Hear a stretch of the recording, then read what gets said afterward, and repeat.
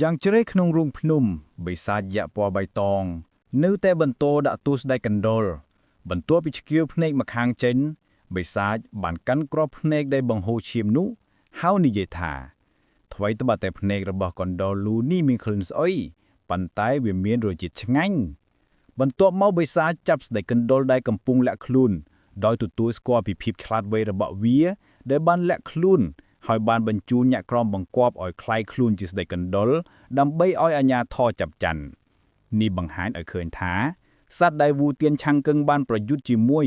គ្រាន់តែជានុយបន្លំតែប៉ុណ្ណោះទោះជាយ៉ាងណាក៏ដោយបិសាចបានផ្ដល់ការព្រមមានដ៏ត្រជាក់ចុងក្រោយថាប្រសិនបើស្ដេចកណ្ដុរបរាជ័យក្នុងការជីករូងក្រំដីតាមបញ្ជាវានៅតែត្រូវស្លាប់ដដែលទន្ទឹមនឹងនេះ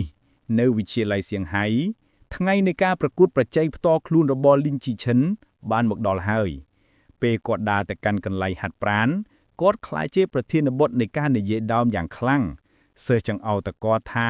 ជាសិស្សឆ្នាំទី1ដ៏អំនួតដែលហ៊ានប្រកួតប្រជែងជាមួយសាលាទាំងមូលហើយមនុស្សជាច្រើនមានការអន្ទះសារចង់ទស្សនាទោះជាយ៉ាងណាក៏ដោយ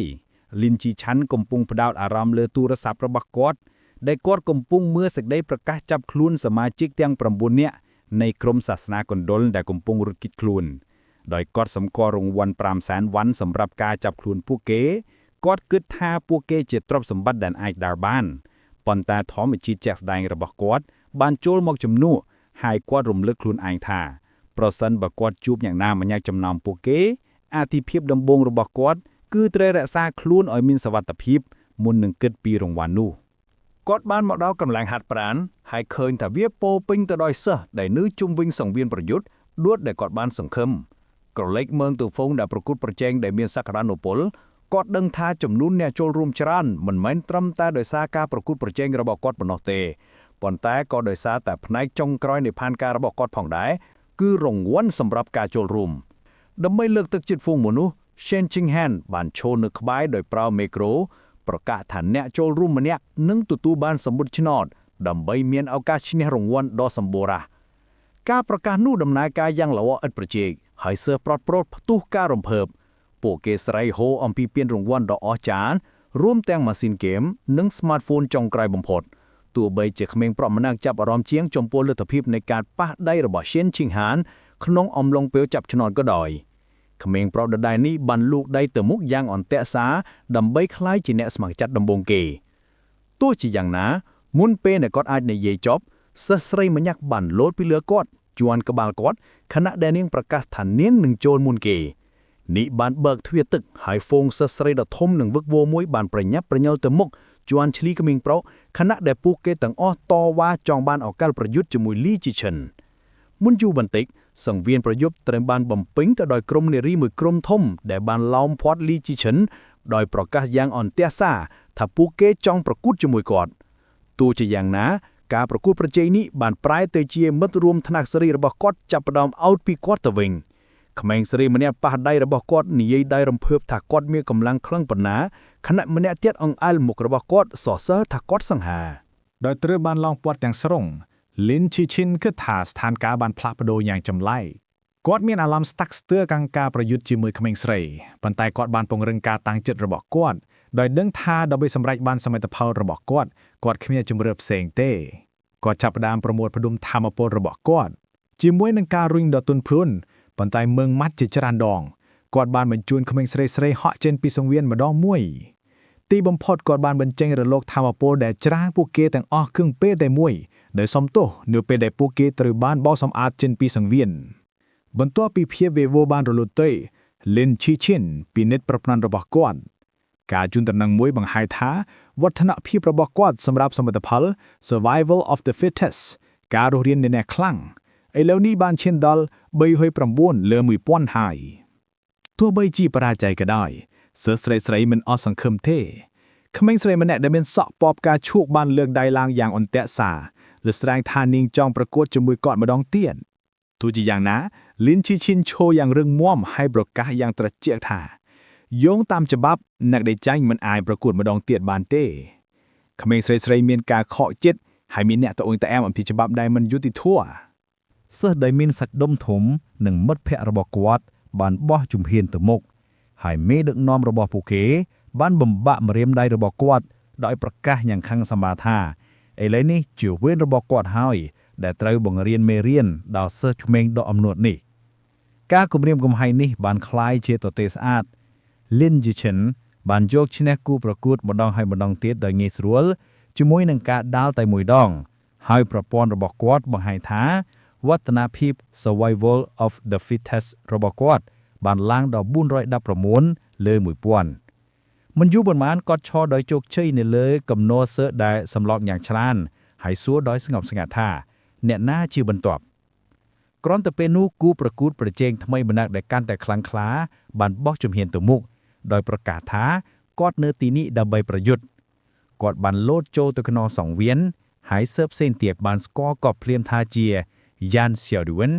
ដែលជាម្ចាស់នៃថ្នាក់កិត្តិយសកម្ពុជាឆ្នាំទី2ពួកគេចាប់ផ្ដើមខ្សឹបខ្សៀវឆ្នោតថាអ្នកណានឹងឈ្នះការយល់ព្រមគឺថា Yan Xiaoduan មានប្រៀបនឹកឃើញដល់គេឈ្មោះដ៏ល្បីល្បាញរបស់គាត់ដែលធ្លាប់បានយកឈ្នះថ្នាក់ទាំងមូលតែម្នាក់ឯងទោះបីជាគាត់ត្រូវបានគ្រូឆ្នាំទី3ដាក់នៅកន្លែងរបស់គាត់ក៏ដោយ Yan Xiaoduan ចោះចត់ក្នុងសង្វៀនហើយនិយាយទៅកាន់ Lin Jichen ដែលប្រាប់គាត់ថាគាត់ក៏ធ្លាប់អំនួតដោយគាត់ដែរប៉ុន្តែត្រូវបានបង្រៀនមេរៀនដ៏មានតម្លៃគាត់បញ្យល់ថាគាត់បានរៀនថាតែងតែមាននរណាម្នាក់ដែលខ្លាំងជាងបន្ទាប់មកគាត់បានចាប់ផ្ដើមនិយាយលក្ខណៈមើងងាយដោយផ្ដោះជូមដើម្បីបង្រៀន Lin Jichen នៅមេរៀនជីវិតដោយមិនអើពើនឹងការនិយាយនោះទាំងស្រុង Lin Jichen បានបាយទៅរកគ្រូហើយសួរដោយសាមញ្ញថាតើគាត់អាចចាប់ផ្ដើមបានទេគ្រូដែលស្លន់ស្លោបានប្រកាសយ៉ាងលឿនថាការប្រកួតបានចាប់ផ្ដើមហើយមុនពេលដែល Yan Xiaoduan អាចបញ្ចប់ដំបូលបាយរបស់គាត់ Lin Jichen បានរំខានគាត់ដោយការទាត់ដ៏បំផិតបំផ្លាញតែមួយដងដែលបញ្ជូនគាត់ឲ្យហោះឆ្លងកាត់សង្វៀននៅពេលដែល Yan Xiaoduan បានបោកទៅនឹងជញ្ជាំងឆ្ងាយ Lin Jichen ដាក់ម្រាមដៃក្នុងត្រចៀករបស់គាត់ដោយមិនខ្វល់ខ្វាយនិយាយដោយធូរស្បើយថា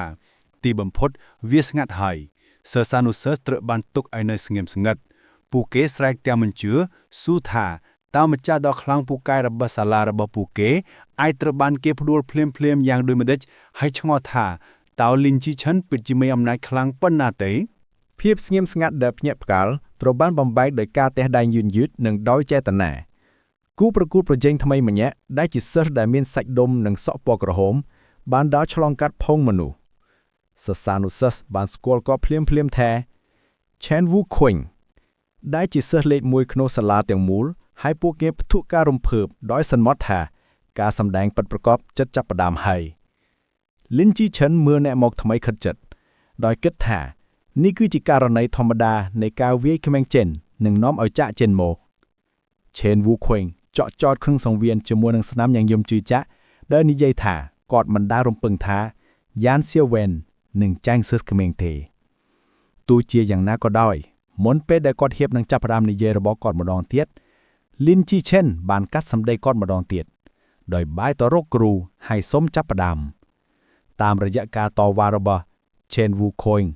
គ្រូក៏ចាប់ផ្ដើមការប្រកួតខឹងសម្បានឹងការមិនអើពើ Chen Wu Qing បានវាយប្រហារទៅមុខហុំព័ទ្ធដោយពន្លឺពណ៌ខៀវដោយប្រកាសថាវាហាក់ដូចជាខ្ញុំនឹងត្រូវតែវាយគូភូរបស់ខ្ញុំដើម្បីឲ្យគាត់ស្ដាប់ Lin Jichen បានទប់ទល់នឹងការវាយប្រហារដោយកណ្ដាប់ដៃរបស់គាត់ផ្ទាល់បញ្ចេញពន្លឺពណ៌លឿងការប៉ះទង្គិចដ៏ខ្លាំងក្លារបស់ពួកគេបានបុកគ្នាក្នុងរលកឆក់ដ៏ធំ Chen Wu Qing សុំទោសប៉ុន្តែ Lin Jichen គ្រាន់តែនិយាយថាគាត់កំពុងប្រញាប់ហើយបញ្ចេញកណ្ដាប់ដៃដ៏មានឥទ្ធិពលការវាយប្រហារនេះខ្លាំងពេកសម្រាប់ Chen Wu Qing វាបានបញ្ជូនគាត់ឲ្យហោះទៅក្រោយអាវរបស់គាត់រហែកមុខរបស់គាត់មើលទៅហាក់បីដូចជាមិនជឿខណៈដែលគាត់សួរថាតើវាអាចទៅរួចដោយរបៀបណាសិស្សទាំងមូលបានមើលទាំងតក់ស្លុតជាមួយនឹងមាត់បោកចំហខណៈដែលពួកគេបានឃើញការបរាជ័យភ្លាមៗរបស់អ្នកប្រយុទ្ធដ៏ខ្លាំងបំផុតរបស់សាលារបស់ពួកគេដោយអ្នកប្រយុទ្ធដ៏ខ្លាំងបំផុតរបស់សាលាត្រូវបានចាញ់ Lin Jichen បានងាកទៅរកហ្វូងមនុស្សដែលនៅតែភ្ញាក់ផ្អើលគាត់ចង្អុលទៅសិស្សដែលចៃដន្យម្នាក់ហើយប្រាប់គាត់ឲ្យចូលក្នុងសង្វៀនដើម្បីប្រយុទ្ធសិស្សនោះចង្អុលទៅខ្លួនឯងទាំងមិនជឿហើយ Lin Jichen បញ្ជាក់ដោយនិយាយថាពួកគេមិនទាន់បានប្រយុទ្ធសិស្សនោះសូមឲ្យគាត់ប្រយ័ត្នបន្តិចប៉ុន្តែ Lin Jichen ញញឹមហើយរំលឹកគាត់ថាប្រសិនបើគាត់ចូលរួមគាត់នឹងទទួលបានសម្បុត្រឆ្នោត ដោយមានការលើកទឹកចិត្តសិស្សនោះក៏ប្រញាប់ចូលសង្វៀនហើយលីនជីឆិនសន្យាថានឹងប្រយ័ត្នការសន្យារបស់គាត់មានរយៈពេលខ្លីនៅពេលដែលគាត់បានវាយសិស្សនោះឲ្យសន្លប់ភ្លាមៗដោយកណ្ដាប់ដៃតែមួយដងការជូនដំណឹងរបស់ប្រព័ន្ធបញ្ជាក់ថាវឌ្ឍនភាពសមត្ថភាព Survival of the Fittest របស់គាត់បានកើនឡើងមួយដោយឃើញដូច្នេះ Sir Daniel Sol បានដឹងថាគ្មានអ្វីដែលគួរឲ្យខ្មាស់អៀនក្នុងការចាញ់នរណាម្នាក់ដែលមានអំណាចខ្លាំងបែបនេះទេហើយពួកគេនៅតែមានឱកាសឈ្នះរង្វាន់ឆ្នោតភាពរីករាយជាថ្មីបានបក់បោកពេញហ្វូងមនុស្សនៅពេលដែលពួកគេទាំងអស់បានសម្រុកទៅមុខដោយមានការលើកទឹកចិត្តដោយការរំពឹងទុកនៃការឈ្នះ smartphone ថ្មីអ្វីដែលកើតឡើងបន្ទាប់គឺជាស៊េរីនៃជ័យជំនះជាប្រព័ន្ធនិងងាយស្រួលសម្រាប់ Lin Chichen គាត់ឈរយ៉ាងរឹងមាំងាយស្រួលកម្ចាត់សិស្សគ្រប់រូបដែលប្រកួតប្រជែងជាមួយគាត់ដោយប្រព័ន្ធរបស់គាត់កើនឡើងម្ដងមួយជាមួយនឹងគូប្រកួតដែលចាញ់ម្នាក់ទៀតបន្ទាប់ពីសិស្សចុងក្រោយត្រូវបានចាញ់ការជូនដំណឹងប្រព័ន្ធដ៏ធំមួយបានលេចឡើងដោយប្រកាសថាតាមរយៈការកម្ចាត់គូប្រកួត 1000 នាក់ផ្សេងគ្នាគាត់បានបំពេញសមិទ្ធភាពដោយជោគជ័យការជូនដំណឹងមួយទៀតបានបន្តភ្លាមៗដោយបញ្ជាក់ថាទីបំផុតគាត់បានទទួលលក្ខណៈសម្បត្តិជីវសាស្ត្រថ្មី Survival of the Fittest លីនជីឆិនកណ្ដាប់ដៃរបស់គាត់ទឹកមុខបង្ហាញពីជ័យជំនះដ៏បរិសុទ្ធរំភើបដែលការប្រកួតប្រជែងដ៏វែងឆ្ងាយនិងលំបាករបស់គាត់ទីបំផុតបានទទួលលទ្ធផលហើយជាមួយនឹងការសម្រេចបាននៅគោលដៅរបស់ខ្លួនការជូនដំណឹងរបស់ប្រព័ន្ធបានរៀបរាប់លម្អិតអំពីរង្វាន់ថ្មីរបស់ Lin Chichen គាត់បានទទួលលក្ខណៈជីវសាស្ត្រ Survival of the Fittest ដែលបង្កើនការខូចខាតដែលគាត់បង្កដល់ភាវៈមានជីវិតផ្សេងទៀតគាត់ស្ទាបចង្ការរបស់គាត់ដោយគិតពិចារណាដោយសន្និដ្ឋានថាអ្វីត្បិតតែវាជាសមត្ថភាពបង្កើនការខូចខាតដ៏សាមញ្ញនិងជាក់ស្ដែងក៏ដោយគាត់មានការរំខានបន្តិចដែលប្រព័ន្ធមិនបញ្ជាក់ពីតម្លៃពិតប្រាកដនៃការកើនឡើងនោះដែលបានសម្រេចគោលបំណងរបស់គាត់លៀនជីឈិនលោតចុះពីលើសង្វៀននិងប្រកាសថាការប្រកួតបានបញ្ចប់ហើយសិស្សស្រីមានការខកចិត្តដោយធុញត្អាថាវាបញ្ចប់លឿនពេកហើយពួកគេចង់មើលគាត់ទៀតដែលមិនបង្អង់យូរលៀនជីឈិនបានចាប់ដៃរបស់សិនឈីងហានដឹកនាំនាងឆ្លងកាត់ភូមិមនុស្សដែលកំពុងជប់លៀងហើយពួកគេបានចាក់ចេញពីកន្លែងហាត់ប្រាណដែលកំពុងតែទទេយ៉ាងលឿនក្រោយមកសំឡេងសើចខ្លាំងៗត្រូវបានឮចេញពីការិយាល័យនាយិកាវិទ្យាល័យនៅខាងក្នុងនាយិកាវិទ្យាល័យសៀងហៃអង្គុយនៅលើតុរបស់នាងដោយអបអរសាទរលីនជីឈិនដែលបានទទួលញាជាផ្លូវការថាជាអ្នកប្រយុទ្ធលេខ1របស់សាលានាងអោនទៅជិតគាត់ហើយសួរគាត់លេងដោយណែនាំថាដោយសារគាត់បានយកឈ្នះសូម្បីតែឈិនវូឃីងភ្លាមគាត់ប្រកាសជាលក្ខកម្លាំងពិតរបស់គាត់ហើយអង្គុយលើសាឡុងជាមួយសិនឈីងហានលៀនជីឈិនក្រេបភេសជ្ជៈរបស់គាត់នឹងឆ្លើយតបដោយសុភាពថាគាត់លាក់ធម្មពលរបស់គាត់បន្តិចប៉ុណ្ណោះនាយិកាមើលគាត់ដោយទឹកមុខដឹងច្បាស់ជាក់ស្ដែងមិនជឿគាត់ទេនាងបានលើកឡើងពីការប្រឡងចូលពិសេសរបស់ឈិនវូឃីងថ្មីសម្រាប់សាកលវិទ្យាល័យគីយ៉ូតូដែលគាត់បានលើកដៃទម្ងន់190គីឡូក្រាមដោយដៃម្ខាងដោយផ្អែកលើចំណុចនេះនាងបានប៉ាន់ស្មានយ៉ាងជឿជាក់ថាការលើកដៃម្ខាងរបស់លៀនជីឈិនផ្ទាល់ត្រូវតែមានយ៉ាងហោចណាស់800គីឡូក្រាមដោយដឹងនឹងចិត្តលៀនជីឈិនដឹងថាគាត់មិនអាចអនុញ្ញាតឲ្យនាងដឹងពីកម្លាំងពិតរបស់គាត់ដែលខ្ពស់ជាងនេះបានទេគាត់បានធ្វើតាមដោយប្រាប់នាងថាការទាយរបស់នាងគ្រូចិត្តល្អអត់ប្រលហើយទិន្នន័យផ្លូវការរបស់គាត់បង្ហាញការលើកបាន295គីឡូក្រាមនាយិកាសើចដែលជោគជ័យពេញចិត្តដែលនាងនិយាយត្រូវខណៈពេលដែលនាងកំពុងអបអរលៀនជីឈិនព្យាយាមទាក់ទាញចំណាប់អារម្មណ៍របស់នាងដោយបានបង្កើតខ្លួនគាត់ជាអ្នកខ្លាំងបំផុតរបស់សាលាលៀនជីឈិនងាកទៅលោកអធិភាពពិតរបស់គាត់ភ្លាមជាមួយនឹងទឹកមុខអន្ទះសាគាត់លើកដៃឡើងហើយសួរនាយិកាថាតើគាត់អាចរំពឹងថានឹងទទួលបានប្រាក់រង្វាន់ $8,810 USD នៅពេលណា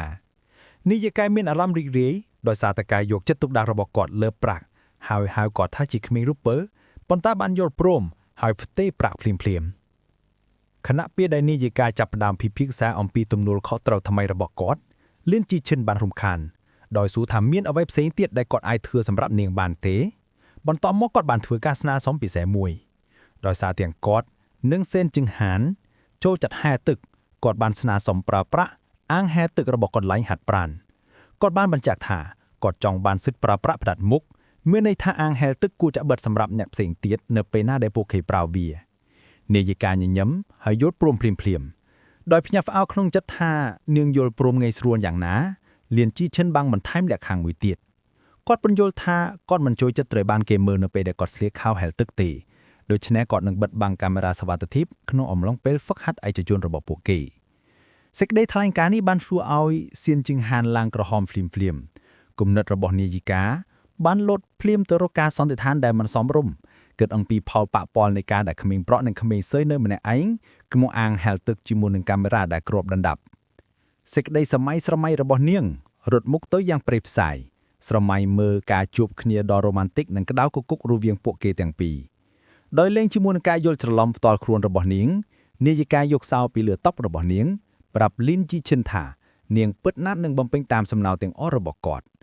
នាងបានហុចសោឲ្យគាត់កំណត់អាងហែលទឹកជាផ្លូវការថាជាកន្លែងហែលទឹកឯកជនផ្ដាច់មុខរបស់ពួកគេនៅពេលដែលគាត់យកវានាងបាំងអោនទៅចិត្តហើយខ្សឹបប្រាប់ការប្រុងប្រយ័ត្នចុងក្រោយដល់លេងសើចប្រាប់គាត់ថាគ្រាន់តែប្រយ័ត្នកុំបង្កើតជីវិតថ្មីពេលដែលពួកគេនៅទីនោះសម្ដីដ៏ញញៅរបស់នាងបានធ្វើឲ្យលីនជីឈិនយល់ត្រឡំទាំងស្រុងខណៈដែលគាត់ឆ្ងល់ថាតើនាងចង់មានន័យយ៉ាងណាចំពោះខំថាជីវិតថ្មីពេលពួកគេដើរចុះតាមសាលារៀនលីនជីឈិនមើលសៅអាងហែលទឹកគាត់គិតក្នុងចិត្តថាជាមួយនឹងសិទ្ធិចូលប្រើផាកផ្ដាច់មុខទីបំផុតគាត់អាចចាប់ផ្ដើមស្វែងយល់ពីលក្ខណៈពិតនៃសមត្ថភាពដ៏អាចកំបាំងរបស់សិនជាងហានបានត្រឹមត្រូវហើយគំនិតរបស់គាត់ត្រូវបានរំខាននៅពេលដែលសិនជាងហានហៅគាត់ដោយនិយាយថានាងមានសំណើមួយចង់សុំជាមួយនឹងទឹកមុខភ័យអនាងបញ្យល់ថានាងបានចុះឈ្មោះសម្រាប់ការប្រកួតច្រៀងខណៈពេលដែលនាងបានហាត់ផ្នែកតូរបស់រៀងនាងនៅតែត្រូវការនរណាម្នាក់ដើម្បីជួយនាងក្នុងផ្នែកច្រៀងគូនាងសួរដល់អៀនខ្មាស់ថាតើគាត់អាចហាត់ជាមួយនាងនៅល្ងាចនេះបានទេហើយលៀនជីឈិនក៏យល់ព្រមភ្លាមដោយរីករាយសិនជីងហានលើកដៃរបស់នាងឡើងលើអាកាសហើយលោតយ៉ាងរីករាយចេញទៅលៀនជីឈិនមើលនាងទៅគិតអំពីថាតើការប្រកួតនេះមានអត្ថន័យយ៉ាងណាសម្រាប់នាងគាត់ញញឹមសង្ឃឹមថានាងនឹងអាចស្វែងរកភាពជាជីករបស់នាងតាមរយៈវាក្រោយមកនៅយប់នោះនៃអាផាតមិនរបស់សិនជាងហានពួកគេទាំងពីរបាននៅក្នុងបន្ទប់របស់នាងកំពុងហាត់សមនាងច្រៀងចូលទៅក្នុងមីក្រូហ្វូនខណៈពេលដែលលៀនជីឈិនអង្គុយស្ដាប់ដោយផ្ដោតផ្នែកផ្សេងទៀតនៃការច្រៀងគូពីទូរស័ព្ទរបស់គាត់ទន្ទឹមនឹងនេះនៅក្នុងបន្ទប់ទទួលភ្ញៀវឪពុកម្ដាយរបស់សិនជាងហានគឺសិនជីជាងនិងស៊ូម៉ងកំប៉ុងមើលឪពុករបស់នាងបានបង្ហាញការព្រួយបារម្ភដោយសួរប្រពន្ធរបស់គាត់ថាតើវាសមរម្យទេដែលពួកគេនៅម្នាក់ឯងក្នុងបន្ទប់ជាមួយគ្នានៅពេលដែលពួកគេកាន់តែចាស់ទៅហើយប្រពន្ធរបស់គាត់បានស្ដីបន្ទោសគាត់យ៉ាងលឿនដោយតបថាពួកគេជាមិត្តភក្តិកុមារភាពហើយសួរថាតើគាត់មានសិទ្ធិអ្វីក្នុងការជំទាស់នាងប្រាប់គាត់ដោយកំហឹងថាកុំជ្រៀតជ្រែកដែលធ្វើឲ្យគាត់ថយក្រោយយ៉ាងលឿនបន្ទាប់ពីឮការសន្ទនារបស់ឪពុកម្ដាយនាង Lin Jichen សម្រាប់ចិត្តថាវាជាពេលវេលាដ៏ល្អដើម្បីបញ្ចប់ការហាត់គាត់ប្រាប់សែនឈីងហានថាពួកគេបានហាត់អស់រយៈពេលកន្លះម៉ោងហើយវាដល់ពេលដែលត្រូវផ្ដោតលើការសិក្សារបស់ពួកគេហើយខណៈពេលដែលគាត់ត្រៀមខ្លួនចាក់ចិនគាត់រំលឹកនាងអំពីផែនការរបស់ពួកគេសម្រាប់ថ្ងៃបន្ទាប់ដើម្បីទៅអាងហែលទឹកឯកជនរបស់សាលាដើម្បីឲ្យនាងកាន់តែសមនឹងសមត្ថភាពទឹករបស់នាងគាត់ប្រាប់នាងកុំឲ្យភ្លេចឈុតហែលទឹករបស់នាងហើយនាងក៏យល់ព្រមដោយរីករាយពួកគេលាគ្នាហើយលីនជីឈិនត្រឡប់ទៅផ្ទះពេលនៅម្នាក់ឯងគុណិតរបស់សែនឈីងហានត្រូវបានចាប់អារម្មណ៍ដោយការធ្វើដំណើរទៅអាងហែលទឹកដែលនឹងមកដល់និងមុខរបស់នាងឡើងក្រហមយ៉ាងខ្លាំងនាងដោតទទួលខោអាវរបស់នាងដោយភ័យអឆ្ងល់តើនាងគួរពាក់ឈុតហែលទឹកបែបណានាងដាក់ជម្រើសពីរនៅលើគ្រែរបស់នាងឈុតមួយដុំពណ៌ខៀវសម្រុំនិងឈុតប៊ីគីនីពណ៌ខ្មៅដែលបញ្ចេញសាច់ច្រើននាងលើកឈុតប៊ីគីនីពណ៌ខ្មៅឡើងការឡើងក្រហមរបស់នាងកាន់តែខ្លាំងនៅពេលនាងបារម្ភថាវាអាចនឹងបញ្ចេញសាច់ពេកការស្រមៃរបស់នាងរត់ទៅមុខយ៉ាងព្រៃស្ហាមួយផ្លេតនៅពេលនាងស្រមៃមើលឈុតឆាកនាងនឹងលីនជីឈិនប៉ះទង្គិចគ្នាលេងនៅក្នុងទឹកបន្ទាប់ពីស្ទើរមួយផ្លេតនាងក៏សម្រេចចិត្តដោយគិតថាដោយសារតែមានតែគាត់នៅអាងហែលទឹកវាគួរតែល្អហើយនាងបានរុញឈុតប៊ីគីនីយ៉ាងម៉ឺងម៉ាត់ចូលទៅក្នុងកាបូបសាលារបស់នាងថ្ងៃបន្ទាប់ក្រោយពេលចេញពីសាលាលីនជីឈិននិងសែនឈឹងហានដើរទៅអាងហែលទឹកកន្លែងហាត់ប្រាណដើរទទេដោយបានបដូរទៅជាខោហែលទឹករបស់គាត់រួចហើយលីនជីឈិនរងចាំនៅមាត់អាងជាមួយនឹងរូបរាងកាយដ៏គួរឲ្យចាប់អារម្មណ៍របស់គាត់ងើយមើលកាមេរ៉ាសុវត្ថិភាពដោយចងចាំការសន្យារបស់គាត់ជាមួយនាយិកាហើយគិតដោយជឿជាក់ថាគាត់នឹងដោះស្រាយវាភ្លាមនោះ សំឡេងរបស់សែនឈៀងហានបានហៅឈ្មោះគាត់ងាកទៅមើលនាងឈុននៅមាត់ទ្វារស្លៀកឈុតប៊ីគីនីពណ៌ខ្មៅដែលបញ្ចេញសាច់ជាមួយនឹងស្នាមញញឹមដ៏ភ្លឺស្វាងនិងការឡើងក្រហមបន្តិចបន្តួចនាងដើរមករកគាត់ដោយសុំទោសដែលធ្វើឲ្យគាត់រងចាំខាងក្រៅលីនជីឈិនហាក់ដូចជាស្ងប់ស្ងាត់ដែលគ្រាន់តែប្រាប់នាងឲ្យបន្ថយល្បឿននិងប្រុងប្រយ័ត្នទោះជាយ៉ាងណាក៏ដោយខាងក្នុងគាត់មានភាពភ័យអរទាំងស្រុងដោយគិតថានាងមើលទៅគួរឲ្យស្រឡាញ់ខ្លាំងណាស់បន្ទាប់ពីទទួលបានភាពស្ងប់ស្ងាត់ឡើងវិញគាត់ប្រាប់នាងថាវាដល់ពេលត្រូវចូលទៅក្នុងទឹកហើយចាប់ផ្ដើមការវឹកហាត់របស់ពួកគេហើយនាងក៏យល់ព្រមដោយរីករាយពួកគេទាំងពីរចូលទៅក្នុងទឹកហើយចាប់ផ្ដើមហែលយ៉ាងស្រស់ស្អាតនៅក្រោមទឹកលីនជីឈិនកាន់ដៃរបស់សែនឈឹងហានហើយពួកគេបន្តហែលទឹកជាមួយគ្នាភ្លាមនោះភ្នែករបស់នាងបើកធំដោយភ្ញាក់ផ្អើលនៅពេលនាងមានអារម្មណ៍ចម្លែកនាងតាក់ទាញចំណាប់អារម្មណ៍របស់លីនជីឈិនយ៉ាងលឿនគាត់មើលទៅភ្ញាក់ផ្អើលនាងចង្អុលយ៉ាងប្រញាប់ប្រញាល់ទៅលើផ្ទៃទឹកដោយបង្ហាញថាពួកគេត្រូវឡើងទៅភ្លាមដោយយល់លីនជីឈិនចាប់នាងហើយទាញនាងយ៉ាងលឿនឆ្ពោះទៅកាន់ខ្យល់ពួកគេបាយផ្ទៃទឹកដោយមានការជែកទឹកហើយលីនជីឈិនដែលបារម្ភបានអោបនាងយ៉ាងជិតស្និទ្ធដោយសួរថាតើមានអ្វីកើតឡើងដោយមានទឹកមុខភ្ញាក់ផ្អើលនិងរំភើបយ៉ាងខ្លាំងសែនឈឹងហានបានលាន់មាត់ថាទឹកអាចឆ្លងកាត់រាងកាយរបស់នាងដោយផ្ទាល់ដើម្បីបង្ហាញនាងបានលើកដៃរបស់នាងនៅក្រោមផ្ទៃទឹកបន្តិចនិងប្រាប់គាត់ឲ្យមើលដោយដែលនាងបានពណ៌នាទឹកហូរត្រង់ឆ្លងកាត់បាតដៃរបស់នាងហាក់ដូចជាពួកវាមិនមែនជាវត្ថុពិតមុនពេលជះត្រឡប់ចូលទៅក្នុងអាងវិញ